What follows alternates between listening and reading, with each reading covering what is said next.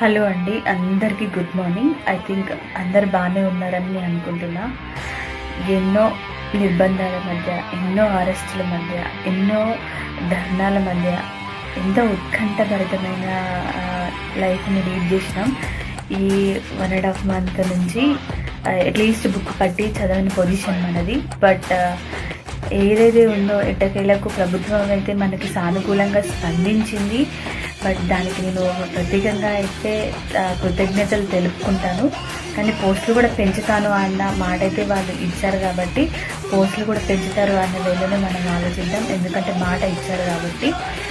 So ఎవరు కూడా నిరాశపడద్దు. అందరూ గ్రూప్ 2కి హ్యాపీగా చదువుకోండి. కానీ నాదొక చిన్న ప్రాబ్లం. నేను ఇంత ముందుకు వచ్చి కొట్లాడి ఈ సిచ్యువేషన్ తీసుకొస్తే అట్లీస్ట్ కనీసం ఎలా ఉన్నావు అని అడిగే వాళ్ళు లేరు. కనీసం ఈ అమ్మాయి ఎక్కడుంది అని ఆరా తీసే వాళ్ళు లేరు. అంటే మీకోసం కాదు, నాకు కూడా అంటే జోన్కి ఒక జాబ్ ఉంటే నేను కూడా ఒక హ్యాపీగానే ఫీల్ అయ్యేదాన్ని.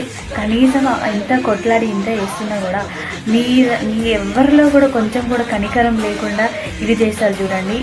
అప్పుడే అనిపించింది మీలాంటి వాళ్ళ కోసం నేను చేసింది అని అయితే చాలా బాధ అనిపించింది నాకు. ఎనీహో థ్యాంక్ యూ, మీరందరూ నన్ను ఆదరించినందుకు థ్యాంక్ యూ.